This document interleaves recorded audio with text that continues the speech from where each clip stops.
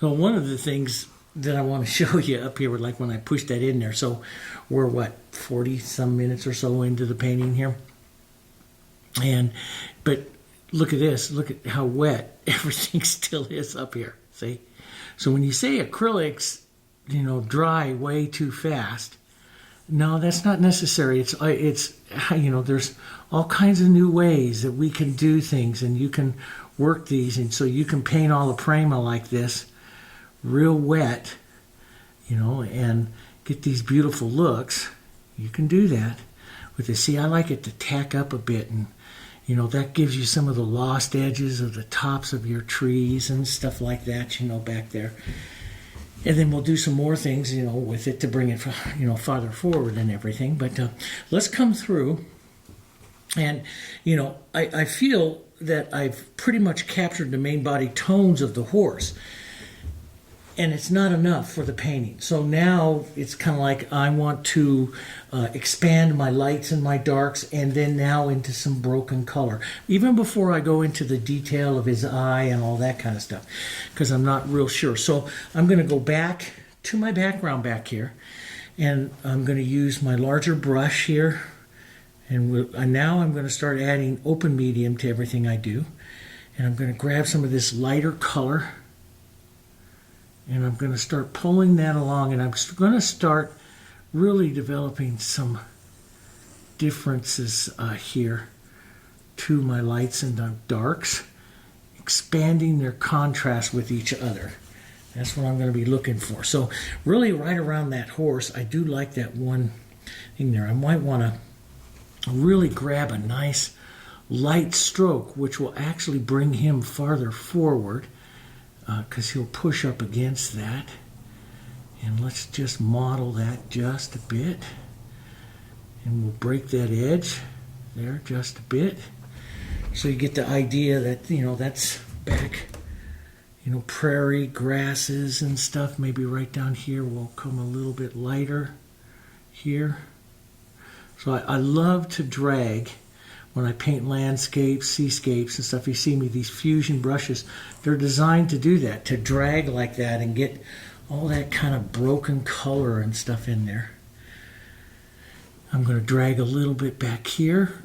Boom, I'll use it, push it flat hard right there. That gives a nice break for the tail. We'll use it more flat, pushing it in and out. You saw me push in and out of the pear lesson, right? And I do it sometimes on the roses. We'll break some of those edges of that tail there a bit. I like doing that. Let's take some more light. Push that right in there. Sometimes I'll leave, it all depends, I'll leave that powerful horizontal stroke, and sometimes I'll take it out. I paint differently. I like to paint differently. Let's put just a bit of blue into this, a different color. And pull that right along. But I like some of that broken line like that. There. That's good. Gives a nice, backwards there of the grasses. And then, of course, up front, we can break some of that up, a little more burnt sienna. A little blue, burnt sienna here. Gray it up, a little bit of green maybe here, and we can pull some of those right up here to break some different color. Now that's probably too much, and you know me, I like to paint too much, and I like to take it out. So I'm going to take a little yellow oxide, paint back through that.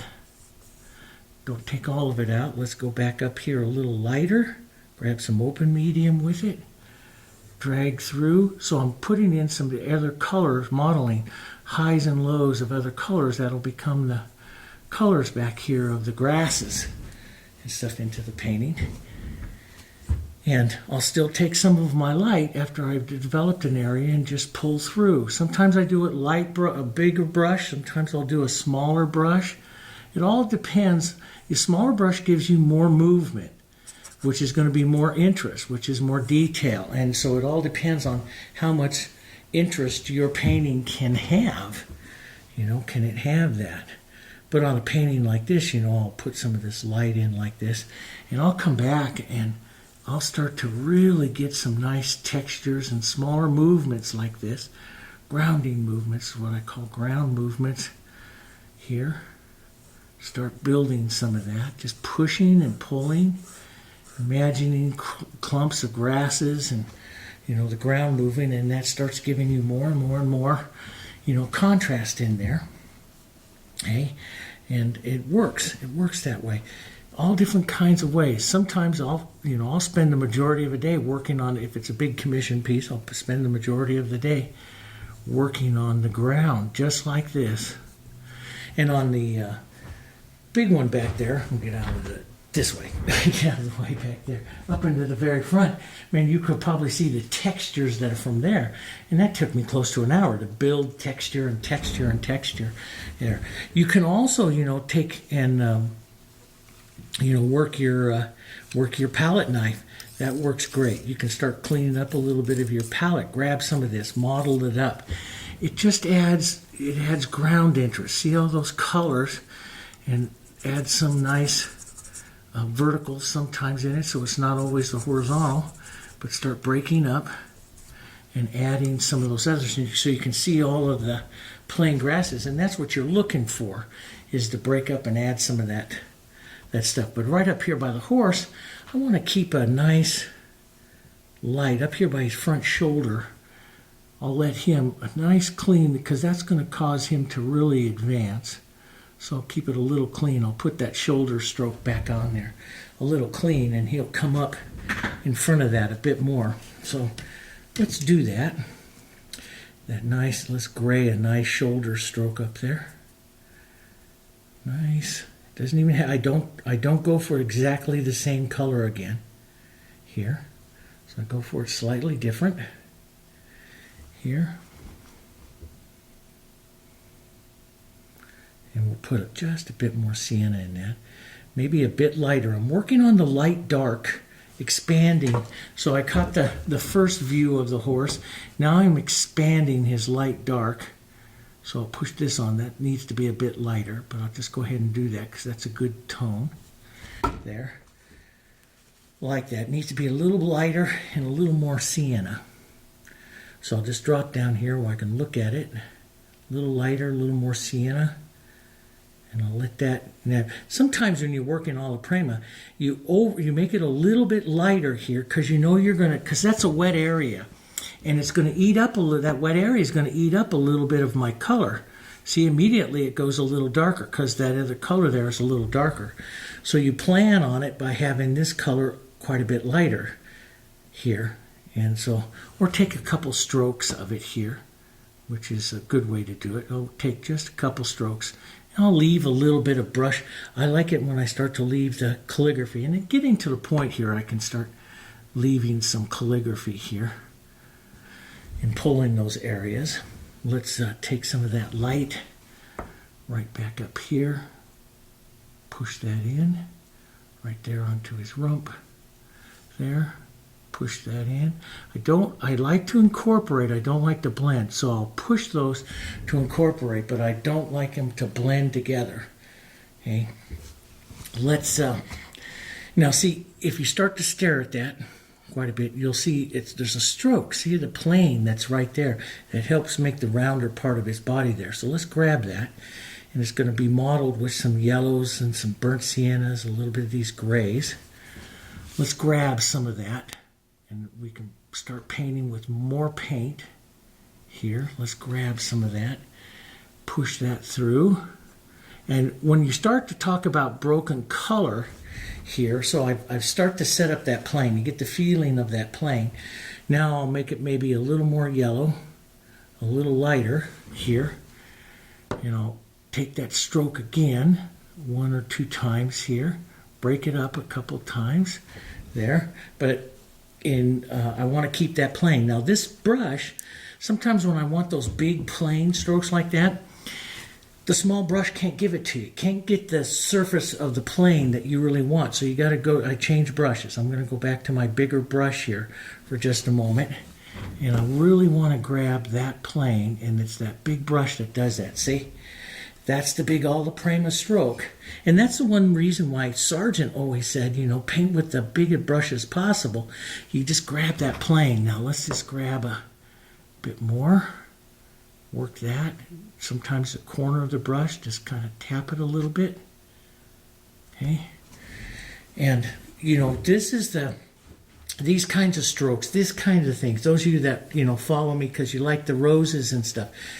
When I started painting back into my westerns again a few years ago, that's when my roses and everything really started to come together, because they started to have more life and more interest to it, because I was looking at planes. And I paint in planes. I'm going to lighten that up just a bit more. And that's that big, nice Alla Prima stroke. I'll break the edges of it just a bit, see? And that's where that interest now starts to come, see? You start to grab some of that interest. Let's go back, slightly more sienna here. Let's go back and drop this barrel on his stomach right back here. Push that in, okay? You can see some of that light. Let's grab a little bit of that lighter color, maybe a bit of blue. We're on the cooler side of him here, on the shadow side. So, and let's grab that. This helps that shoulder and that plane right in there. Boom. Pull that down a couple times. Don't get rid of everything you've done. I push to incorporate the colors together, to move them together, but not to blend them together. Does that make sense? So I'll push that, okay, and up it will come. Let's reestablish that back plane. So I'll move around. I like to move around with my tones, especially when I'm starting all of my broken color in different tones. I like to do it. So I'm going to reestablish that real dark right back up here again, because I like that kind of light dark on him there. And push that around a bit. There we go. Maybe I like that tiny hit of light showing up in there, but it's a bit, maybe a little more sienna in it. There, that's prettier. That works. So you get those colors in there, see? That works. There's a real light, and I can start looking at small things.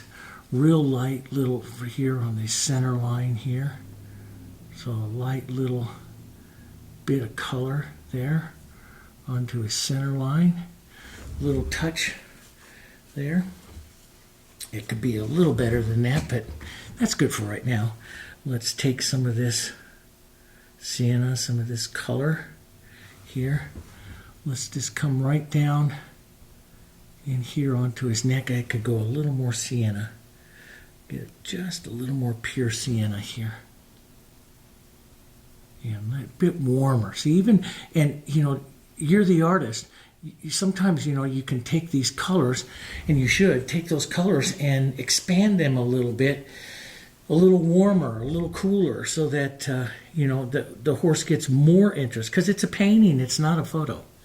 It's a painting. Let's just pull that across a bit here. Light stroke, so you don't get too much blending, but you start to get this modeling of the color. So it's, and this is what I like it. The acrylic is, well, it's still very wet, but it's a little tacky because of the open medium's a bit tacky, which is why I love it when doing the Alla Prima, because it's a little tacky, and I can use the light pressure of the fusion here and just drag over the edge of it to impart some color. So if I want to model that up, I'll take and then I'll use the light pressure of the fusion here just to drag over it a little bit, not to destroy all that plane, but I start to get more of those colors in there. Do you see that? And I like that. I like that working of it there. Let's pull some more siennas right up in here into the front of his chest here. And then we'll grab some more of those grays, which is go into that sky. Take that right up here. Beautiful colors that just, you can almost see like sky color right up there, right? We'll just grab some of that. Push that right up in here in the front of his chest. There. That works really well. So if, you know, this is a quick show you how I go about the tones. Now, you know, this would still be, if I was doing this as a larger commission and stuff, which is what I do, and you step back and look at that, you can see how he starts to pop off of that whole background there. But if this was a larger commission kind of thing, I'd be spending a lot more time with it. You know, part of the thing is, and I know a lot of you write me and we ask questions and stuff, and those of you that are over on the Heritage Group, we talk about how to be a successful artist, you know.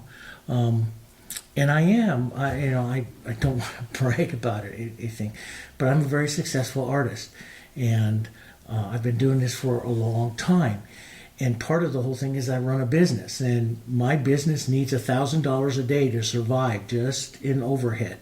And so I have to put everything that I do in timing. So when I do a painting like this, and a lot of professional artists are like that, you can't sit there and spend 80 or 100 hours doing something and then just sell it for a few dollars. That doesn't work that way. So you have different types of techniques that allow you to capture areas real quickly. And here I'll just reinforce that front neck plane there. But see, I drag it so that I don't lose all of my other color. Lightly, and I'll get just a softening of the tones there. But, it's kind of like, how much time am I going to spend on detail? Well, how much time I'm going to spend on detail is what I feel I can sell the painting for. So am I going to be able to, make a profit off of everything that I do? That's where I'm at in my career now. But of course, I've been doing it for a long, long, long time. So everything that I do, it's a timing and a cost and all that kind of stuff.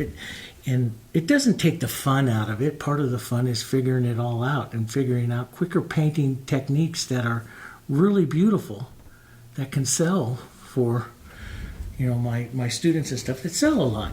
So now just reinforcing that mane, and we don't really need to do too much. It already looks like a mane. We can add like little touches of the black tips of his ears out there, just quick little touches of marks just to break up the color there just a little bit.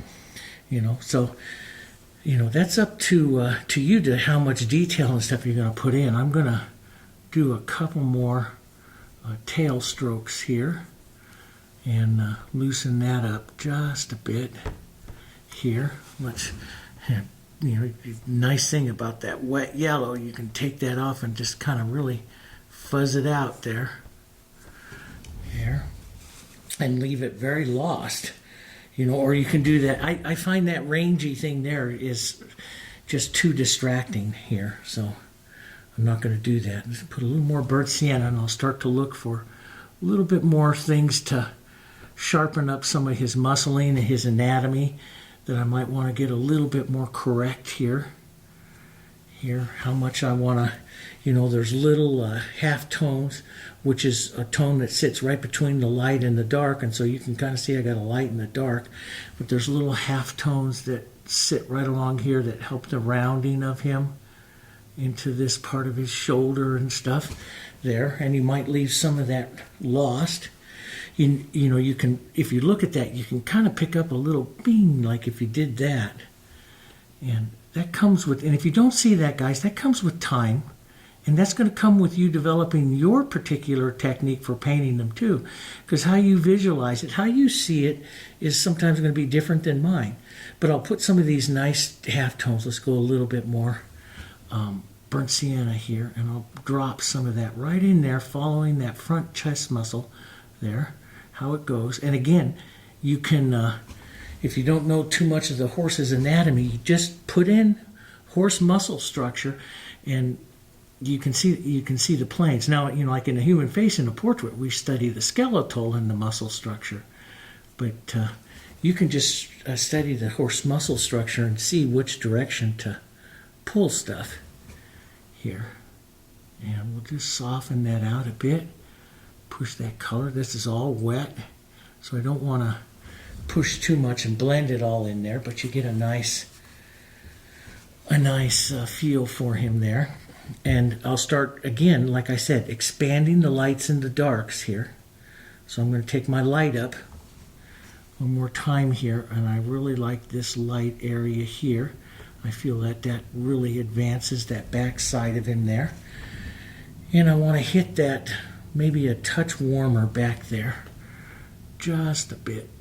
So this is what I start to call the broken color. So I start to look smaller areas, and I got a good plain tone in there, tone that's setting the plane, but maybe I want to add a little bit more, like a little lighter, warmer, even big brush stroke right up here that's going to kind of push that neck forward and shows the light side of where the horse is over there. Shows his light side. But that really pushes that neck forward. So, and it's a little bit lighter than that, but got to remember it's going to dry down. I might even put just a bit more of a textured stroke light in there. Pull down just a bit to get that feel of the shoulder. There, right like that. And you can see that that really starts to pop him forward. Now that'll dry down. And sometimes with acrylics, you know, we always say a good, at least a good value down. Sometimes 1.5. But sometimes we'll, you know, you might have to go back and revisit that again because it dried a lot darker than what you thought it was going to be. Let's put a little bit of that light blue. I like that. Let's put a bit of that right back into this chest area here. See, I love that color, and I love that mottled stroke there. Just lightly over the surface of that Alla Prima, and it starts to set those muscles in there like that. And yeah, and so you can work, you know, if I continue this, it's, you know, it's now it's a choice for you as the artist. It's a choice how much you're going to, how much time you're going to spend in developing, you know, this particular painting, bringing the lights, the darks and stuff. And I'm going to go just a touch darker here. That's your now your artistic choice. And for some of you, painting is fun and it's your hobby and you do this, and you know, and boy, if that, and there are days where, you know, there's pieces I work on. I'm working on a big, huge Western over there, and I've been working on it for months. I just do a little bit, you know, each week, and it's a heck of a lot of fun. And that's my relaxation piece over there. And you know, these are my work pieces and stuff. But if I had it where this was not a career, I would take my time and really paint a nice painting. Let's pull some of that light down.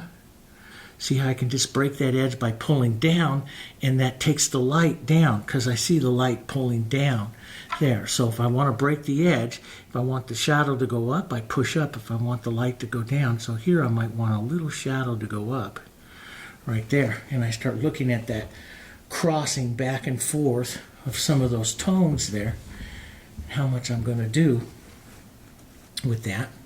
Yeah, that works. And you know, he needs to be cleaned up just a bit. A little bit more open medium here. Let's put a bit more up onto the side of this shoulder here, right down into there. That brings that farther forward for him. Maybe a bit more of that shadow stroke there on his side. That looks good. Maybe restate real light here, light pressure, and you just follow that shape, light pressure, just let it kind of glaze on with that open medium. It'll grab a little sticky, but you can start the shaping a bit more there. Working in and grabbing him. Let's set that down. We'll go back, grab some more of our light. Let's come right over here.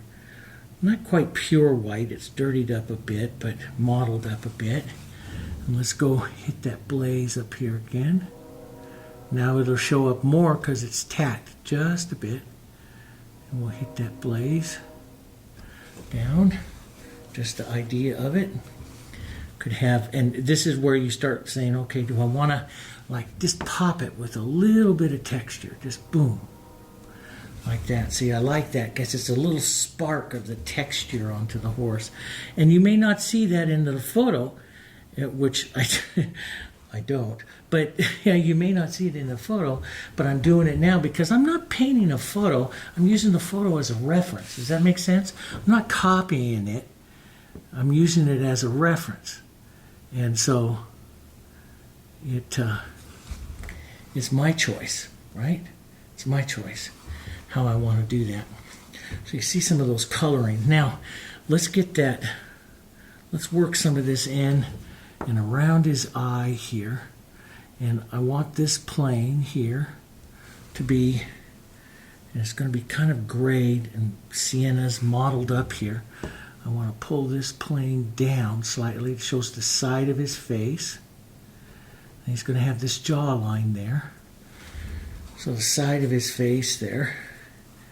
And a little darker, a little more siennas and stuff, and a little more burnt siennas. We'll pull that down here on this side. There. That looks pretty good. Here. Now, you know, the thing is you can put those light colors and stuff that are in there as well, but I'm going to take some of this dark and tap right along the very top part of that big bone that sits over their eye. And he's going to have a darker stroke right down here. Right down there. Sometimes, you know, when you're painting the horses and stuff, there's, you know, just because of the angle of something or something doesn't seem natural.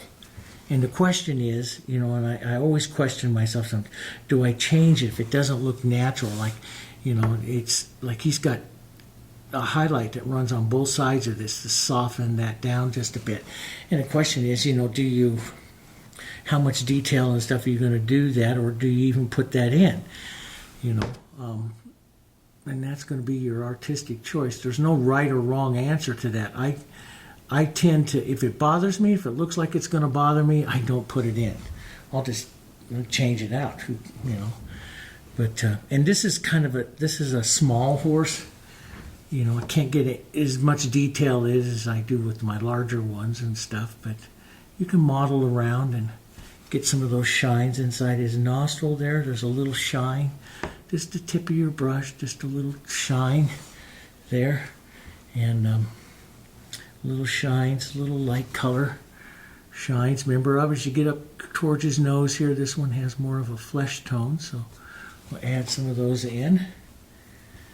And there's a lighter little tone that you can just barely see right in there. Do you see that? And I like to capture a little bit of those. Put that into the side of his face here, right like that. Maybe a bit of dark underneath that part of the eye here as well. It sets that nice deep socket there in the horse's eye. You can take a light, now you're on the shadow side of him here, so the catch light that's on his eye is actually really a duller, cooler color because you're not in the light. It's a reflected light almost there, so you don't want to put too much up there. And again, that's a bit big, so I just take a bit of dark in my brush and I just tap it back down there. But I put just a bit of that catch light in there. Okay, so you got to look at it and say, well, he's got a pretty good look on him. Maybe you'll want to have a bit more of that gray, right, that tone right in there. And so this is the broken color part. And the broken color part to me is the longest part of the painting, where I just come back and I break up some of those tones and into other tones, smaller tones. And we'll put a bit of that light down that side there on him. Grabs that. So that's the broken color part of it, and that can take a while. I'm not going to take up a whole bunch of our time. You get the idea, but you would break these all up here. You know, you go through some of these areas again here and break up and add some more tones depending on, you know, how much time you're going to put into the painting. If it's, you know, if this is for your own personal enjoyment, boy, do a good job. If you're a professional artist making some money on it, watch your timing. That's the only advice I can get tell you for that. So that sets a lot of the stuff on him. I want to put a bit of a darker, real dark mark underneath that burnt sienna mark of the eye here. And just a real dark mark. It's hard for you to see that, but it just pops out his eye just a bit there. Because his eye is, you don't see too much of it in there. Okay, so with that, I'm going to put that down. Let's go in and of course, there's more you can do on him. There's a lot more you can do on him. But let's go up. This is, see this? See how still, how wet that is. If I had a clean finger, you can see it's still wet there. But it's tacked just a little bit so I can work some of the colors. So I'm going to take some of the horse's colors and stuff that I have here, right up in and lighten it up and go right up into my sky here. That'll create great harmony here. Great harmony. Boy, that's wanting to come off again. That'll create some greater harmony here. Some of these colors here. Let's get some more light. We can even start adding some open medium to this. Now, since that's so wet, I can actually make the light color I'm going to work into the clouds here a little bit lighter, because it's going to, second that it starts to work into the clouds here, it'll start to tone down. So look at that nice warm color that works in there here, like that. Okay. And the other way, like I showed you here too, and you can play with the clouds. You got a lot going on. Your horse now controls the clouds, so you always got to watch that. Your horse controls the clouds. But take some of your whites here, even with your knife, like I showed you in the last one, and push those around. And that allows you to put on thin, thick. So I'll push and I'll wiggle like this, and it puts on a cloud that that has a little bit different movement to it. But some of those up there have a lot of really nice movement to it. But you can get some different movements here, like that. Here we go. And that's why I'm not building the cloud yet per se, as much as I'm getting some what I call modeling the colors into the clouds here. So I'll model some of this around here. I want this to model in there. Okay. And you can always take your brush and soften through, push those colors in. Okay, soften through on those here, and I'll let that, and I'm going to grab some of my blues again. Let's grab some of my blues, maybe a little bit brighter. It's not the same blue, a little bit brighter, a little different blue here. We'll grab, yeah, and that's maybe a touch of violet into that. I'm going to thin this with some extender here. Thin this up here. Work that back and forth into here. There we go. Some of those colors, those streaky colors. See, I like those streaky colors up there. No, I should drop this down just a bit for you. I'll thin this out so it doesn't have too much, not a tremendous amount of power. But see the colors and the tones that are going up in there? It's harmonizing some of that sky. Of course, I want to do some more things there with the clouds here. And then we'll go down even lighter here. Grab some of our extender and light here, lighten this up. We'll pull this a little lighter down on the lower side, right up into some of those. Get that nice mottled color through there. And that's what I like. Right in there. And up. Through. I like that real light though that I put on, actually wiped off. Remember, I wiped that off. So I like that real light coming right down here by him. So I'll leave that lighter right there, right up against him. It's kind of nice. Drag that into the trees a little bit. There. That lifts him off in front of that sky a bit more. There we go. Just kind of tap and model around so you don't get a lot of horizontal movements there. You know, sky and clouds, they move around all kinds of ways. Let's just blur the back edge of his rump there. They move and they blur around all different kinds of ways, you know. Take some of this warmer light. Here we'll start to build the cloud. Boy, that board is, for some reason, this one just does not want to stay up there today. We'll build this cloud up here now. We'll start to build its structure. We have lots of nice mottled color in there, so it's easy to do that. See? And take some light strokes here. Boom.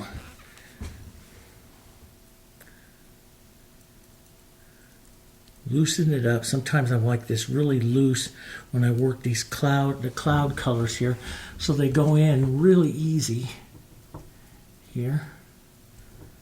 You can bust that up a little higher there. Get those real wispy edges here. We'll build, I kind of like that lighter one over here too, so I'll build that a little lighter, a little different right out over there. But see, it's picking up all those clouds are picking up the colors of the horse there. Let's build this one up even lighter yet. So I'm going to thin it with some extender, really thin here. So the paint itself, now you can use it thicker. Of course, it all depends on how much paint you have on the surface here. But, you know, it doesn't have as much power here. And so, there we go. And like I did with the other one, you can push that around. Like I've showed you in some of the other landscapes, I'll even take blues and other grays and lift off through it to create other different types of movements and stuff like that into those clouds.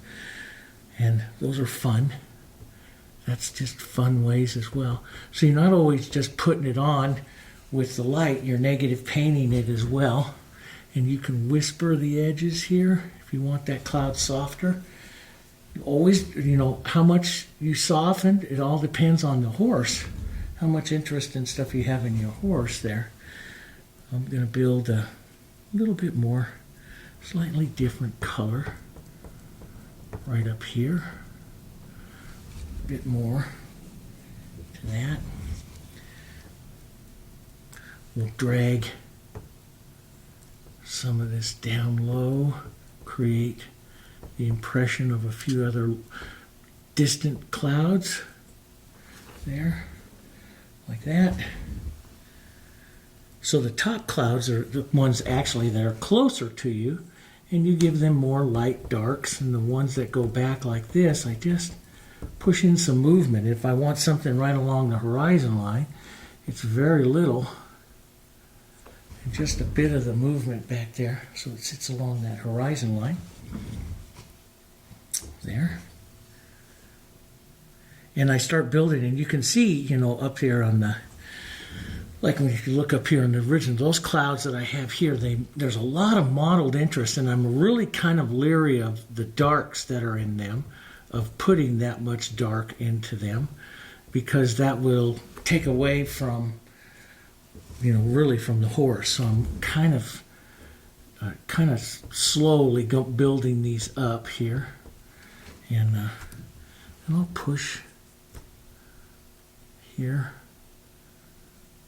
push, and you can grow them up a little bit, make them a little wispy here. They have more flat bottoms to them, so you can do some of that as well.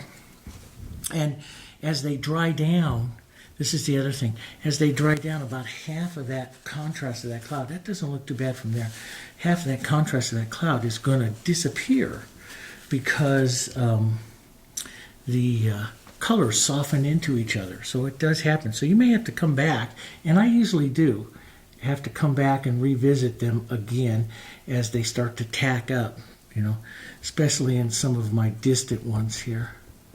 Stuff, they really start to soften out here. Here we go. Just a few other little bits there. Now it's going to be, you know, how much do I want to redo that ground and stuff up there. Boy, that is just, if you don't think you can keep Alla Prima acrylics wet for a while, this thing is so wet. Yeah, and you know, I just don't paint too much like this much wet anymore. I'm going to take some of this real light and look at that with my big brush here. Some of that blue from the sky in my brush, and revisit that right along there. That looks kind of good. It kind of pulls his, kind of pulling him forward just a bit more. Here, pulling that forward. There. Yeah, that's kind of good. As you come up front up here, of course, we'll do a little bit more, but that looks, let's get a little more yellow. So it's a bit more yellow. And we'll streak through just a bit more. Get some of that light. Of course, how much light you can put on here is all dependent. Boy, that keeps shifting in there just a bit.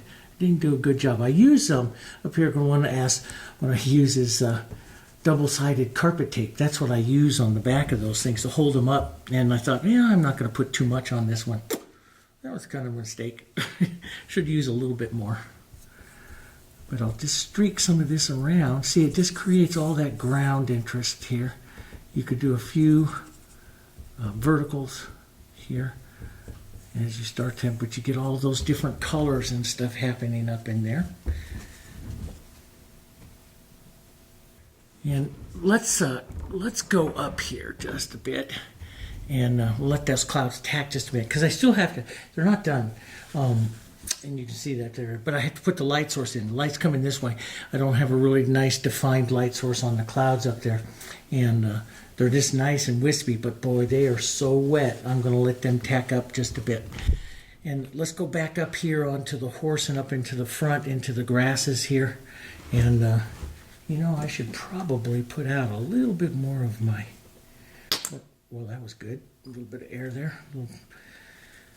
Put some more of the burnt sienna out, and we'll start modeling up. Let's come down here to some nice, beautiful front colors, and this is where I like some of my diulides in there. It gives just a bit more punch up here into the front here, up into this area. Nice colors. Brings more colors. Take some back. Run that through, and you can soften everything out with some of your sky color. Of course, it's a complement to it.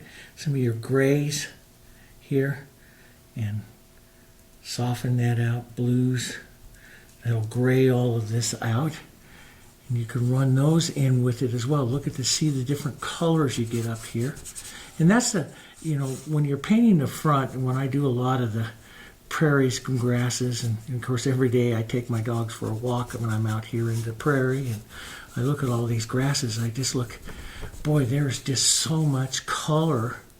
You know, looks in the photo like, oh yeah, there's just all kinds of yellows, but there's yellows and greens and all kinds of colorings that are going in to the actual grasses.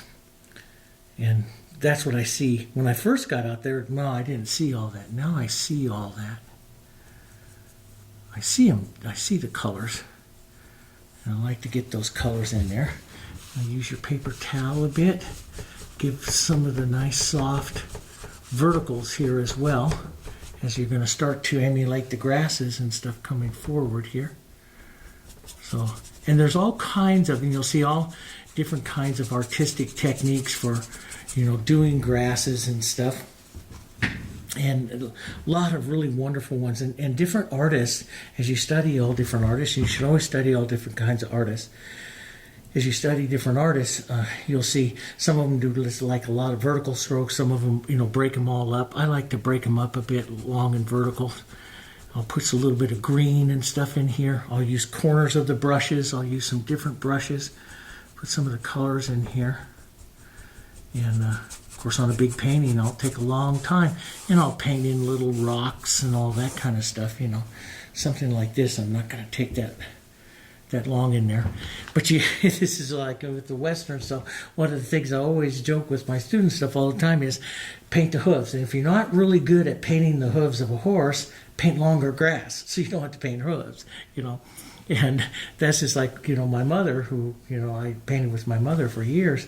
And she always says, if you can't do ears when you're doing people, if you can't do ears, do longer hair so you don't have to do ears.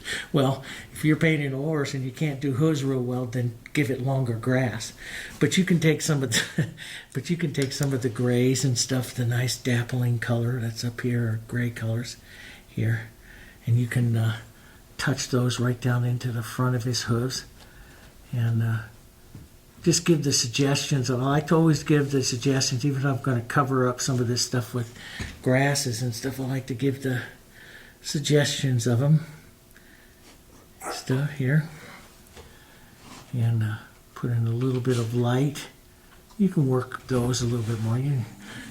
You all know you can do that a little bit more. See, those trees just sat down, and you don't have to do that much to really give a nice indication, or just a nice idea of them. You don't have to do that much.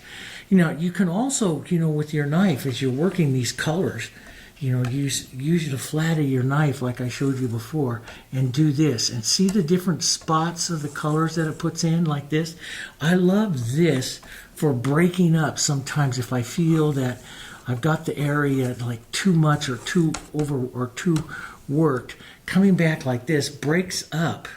See how it just breaks up? And we just grab colors, hold the knife pretty flat, and just drag it like that here. And it can add, and you can just use this also to kind of clean up your palette here. Grab that around and grab some of these colors here. And see, then what I'll do is I'll take the edge of my brush and I'll run through some of that.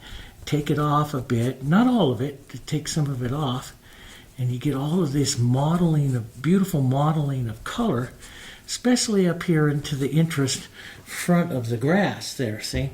So you get more, and there are times where, I'll sit back and look at that, yeah, it looks pretty good. There are times where I will do that a lot, quite a bit, and build and build and build. I also use fun brushes, and I've seen everything, artists use everything from, kitchen bottle cleaners and all that kind of stuff. This is one of our rounds, a bristle round brush.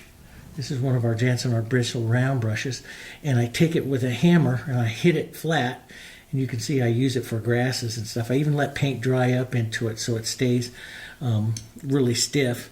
And I like this for quick grasses and stuff. It works really well. There's, all kinds of people use bristle brushes, all kinds of stuff.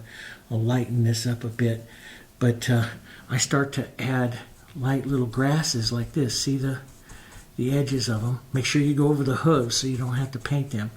But see all of the light little grasses that you can start to add here with that. It's a great little brush for doing that. Years and years and years ago, I got the chance to study with a master, and he always said the artist should adjust the brushes. He taught us how to adjust our brushes to our hands so that they made, better shapes and structures and stuff. And it was really kind of neat. So I take that today, some of that knowledge today, and in a big old hammer, and I go out there and hammer some of my brushes flat and then fan them out. Sometimes I'll use a little scissors and stuff and trim a bit, and trim some out and everything. But see, this makes nice little grasses up over here like this. You can grab a few around, and You could also, go in there. It all depends. You can go in there with a liner brush and work some of that stuff.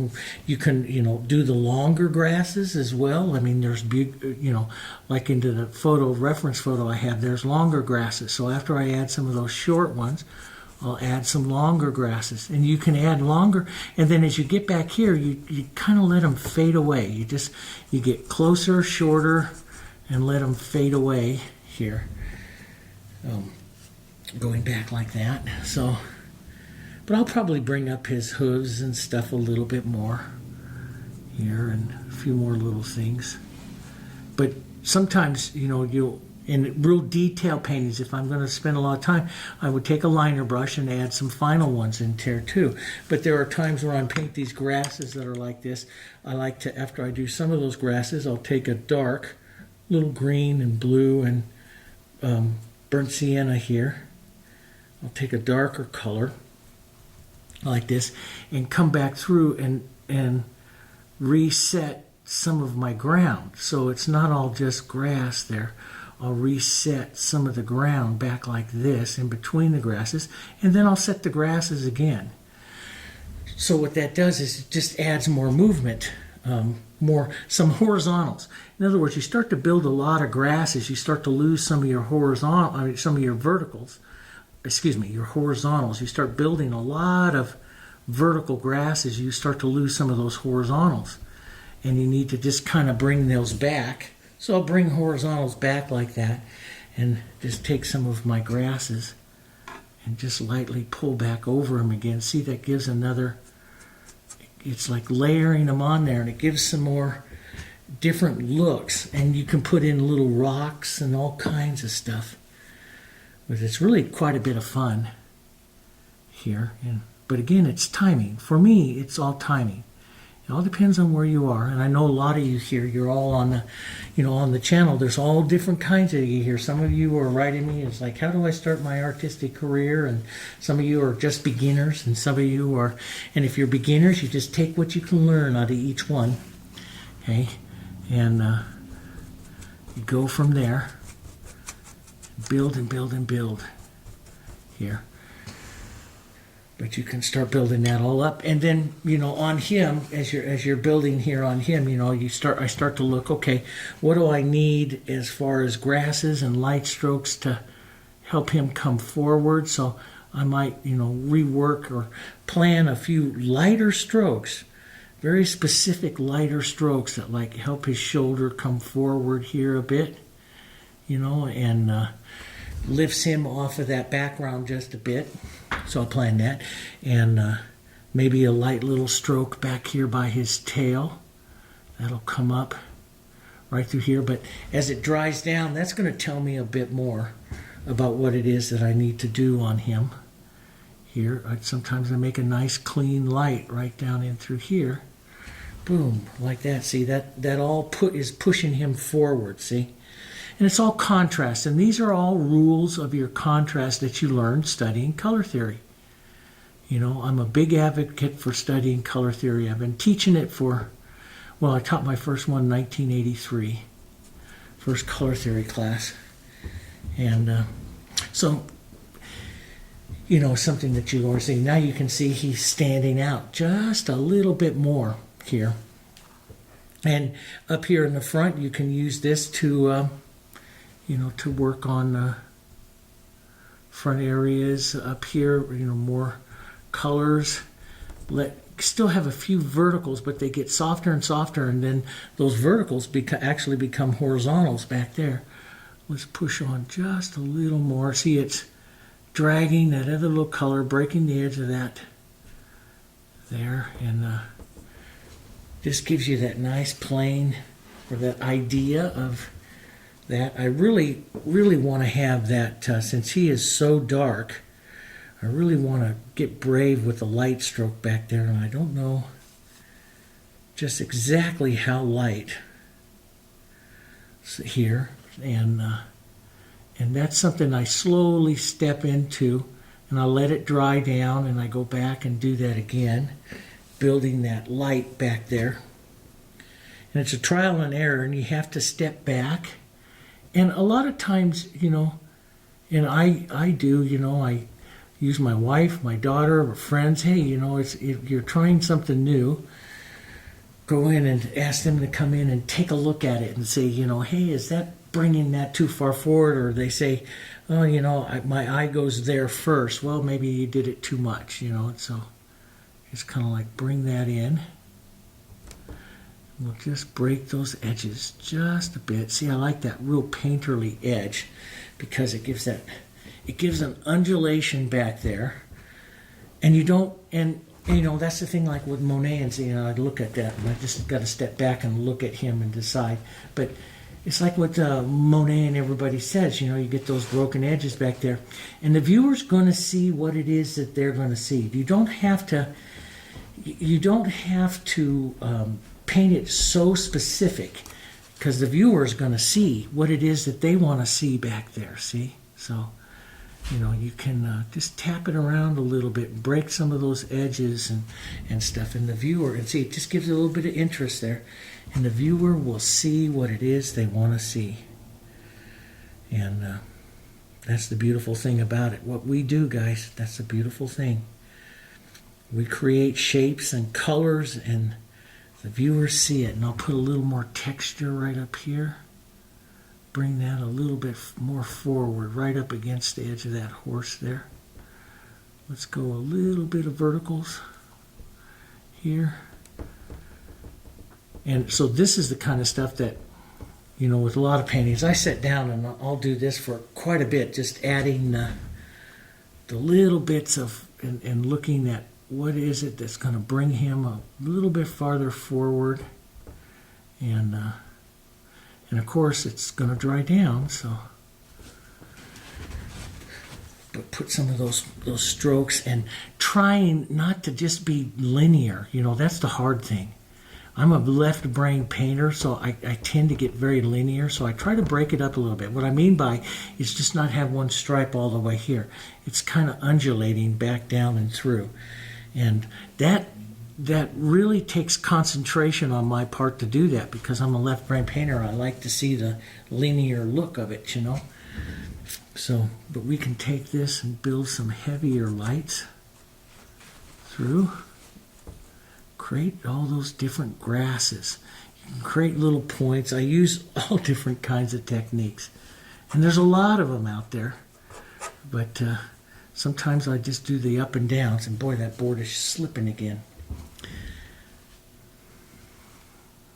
So, push that in, like that. Push some of those grasses around there. You get a little bit more going on up there. And we'll just draw that back up there again, here.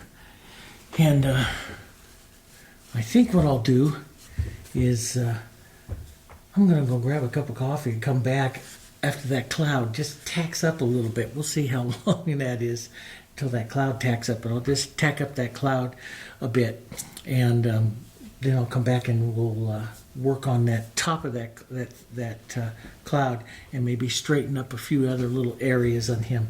Okay? All right. I'll see you in just a second. Well, I let that tack up a minute, and it's still very wet. I did come back in and kind of clean up. I was just taking a small brush, just coming in and looking for different ways to make him advance just a touch more. So maybe some of your darks, smaller brush. And I like to leave that rough edge, but maybe just scumble, drag over it a bit, so you get a little bit of lost edge, but you can clean up just a bit. And remember, it's all about edges. Everything we do is about edges. And you get nice clean edges, and they come forward more. But I do like, you know, broken edges, and I do like the broken edge here. And I finally just took the board off of this thing and just set it back down onto the easel here. So, but that you know, is a balancing act that you decide. That's part of your technique that you decide. I'm going to take and put on just a little bit more light, and then when the whole thing, you know, you step back and you look at that, when the whole thing dries down, then I'll look at, you know, many times I come back and I work my clouds again. I'm going to come over to a clean area here. I just just put this on a clean area here with just some white, because it's so wet. And usually when I get it so wet, when you're painting Alla Prima, you get it so wet, it's a lot different than tone painting. So a lot of you have been painting acrylic painting with me, we'll do tones, where I mix the tone. And I mix that up because it's a tone going on a dry surface, and that tone's going to maintain its identity. The second that I've got so much paint on here now, the second that I touch anything up here, it starts to immediately disappear. So I'll go more pure white and just work it into the cloud there, just a bit to where I want that edge of that cloud. And so I want this to be a little more pure white right up over here. And you can push them up a bit and work cloud shapes like we've done, and I've showed you in the other videos working the clouds and stuff. And we'll do another, but the light source here is to the left, so the clouds will get lights up here to the left, and those will dry down too. Now you can always, and you can see how wet this is, you can always just work that in. See how it immediately starts to soften in. So you can make some softer little cloud shapes pushing that in. I like the difference between a brush and using my hand sometimes and creating those, the bottom edges of the clouds there and stuff. And so I like some of those different shapes and stuff. Let's put a bit of the yellows and stuff in there. I like those in. Maybe up over here onto this side. I don't like to go spot to spot. I like it to work through the clouds there. As you can see, they get really wet. Very different, when it's so wet, for your acrylic painters there.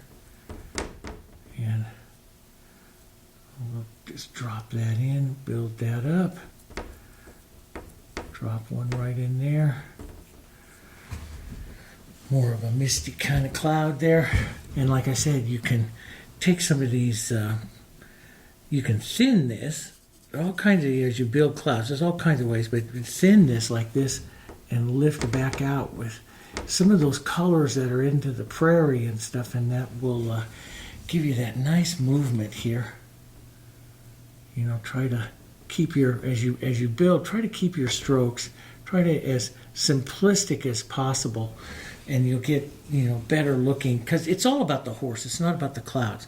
Don't get wrapped up into the clouds here, trying to make a perfect shape of your clouds. Just kind of round them up a bit here, drag them through a bit, and that'll give a nice little shape. You can tap little light edges, little here points, lights here, drag through a bit, but lighter onto the right and less onto the left. So we'll take a little bit of shadow out of that there, like that. Let's just build a nice little one back here, right back down here. Just kind of drag that, think the shadow and light.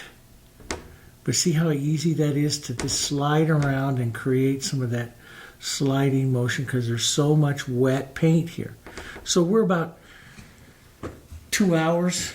I'm a good 2 hours into this acrylic here, and everything is still wet. So I took that little break too, so everything is just so wet. And once that dries, I will whisper on a little bit more clouds. You see me do that. I even like, as it's drying up, I like to use a palette knife as well, and just whisper some on. Just push on some other little movements of it. I like that there as it just starts to tack up, so it grabs the brush. I like the grabbing of the brush. Then I can build some beautiful clouds here. And here, let's put a little heavier there. Let it dribble out there, like that. There, that's kind of pretty. So you get some different looks, and put in a little heavier to the right side there, and all kinds of different ways actually to build clouds, fun ways to do that. Now I cleaned up also. I took when I went to got the coffee, I sat down here with a little bit of light blue right here, and then I just painted right up and through here, just like you see me do with and boy, I just noticed he's got quite a big jaw there, so I better take some of that out there. Yeah, just put some of that green back in there. The cleaning up those edges, you see me in all the birds. As a matter of fact, they just, put up a bird one here too, not too long ago. And I tell you all about the birds, and in the birds I always say you keep those edges clean, especially around your focal area. So you want to draw in right into here to his head and stuff. You want those edges nice and clean. And then, back away from that, so you got nice clean edges here. This is where you blur those edges there, and they get more lost, and he goes back more. Okay? So he's really kind of fun. But look at that camera there, I like that. I'll let him dry up a little bit more, maybe hit the clouds one or two more times, and I like to take some of those colors in. Now, the last thing that I do like to do is I'm going to take my small brush that I was doing in here, and I'm going to take, and this is an artistic thing, and I like it. I first started seeing it, those of you that want to, study a lot of there's Westerns. There's a beautiful Western painter, Jason Rich. I really like his stuff, and he is, and I started really studying some of his stuff. As a matter of fact, I went up to one of the galleries up in Jackson, Wyoming, and saw some of his work up close. And he's just a master at using blues and accent tones to the paintings. But it started me using blues, and light blues from the sky and stuff. And I like to come back, and I'm just going to do this kind of soft, so I'll gray it down. But I take a small brush, and it's an accent cooler tone, and it goes in. Basically, it goes in onto the shadow side of your horse, and you can use it to help break away some areas. Sometimes put it in little blues. Now, if some of you may not like it. I absolutely love it because it carries some of the. It's an unknown, and it carries some of the blue colors from the sky right down into the horse, and I just love it, and I started doing that. Of course, I don't do it quite as well as he does. He just has a real eye for it. But I am learning it and picking it up and trying some other little things with it. But I do like that as an accent tone. It pulls the sky down, and you can add a few little touches of that. And I start to do that here and there, even up into your grasses and stuff like that. It makes it more of a unifying type of tone to it. So I probably want to put a little touch of it and stuff up here by his face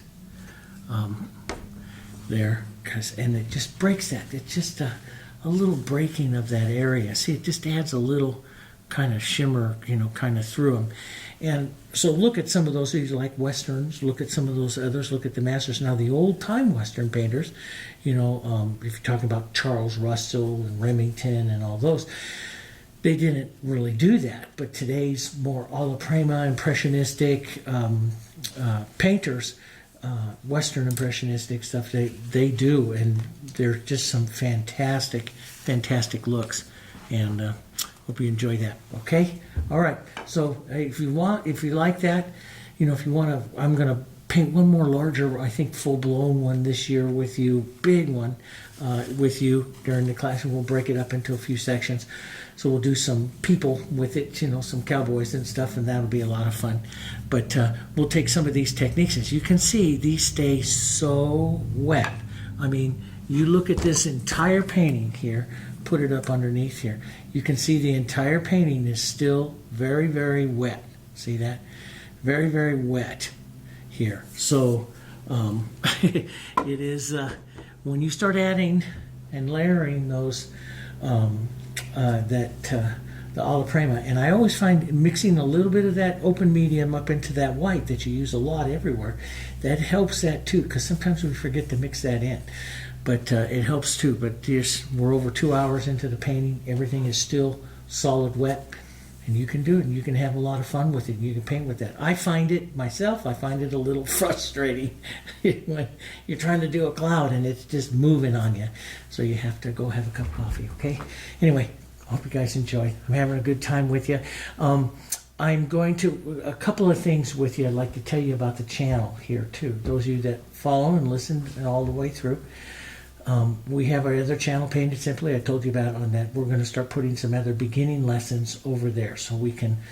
Our channel is going to split just a little bit, and so you'll be looking over to Painted Simply. So you want to go over to our Painted Simply channel, and you'll want to make sure you subscribe to that so you don't miss some of those lessons if you like to follow along at everything we do.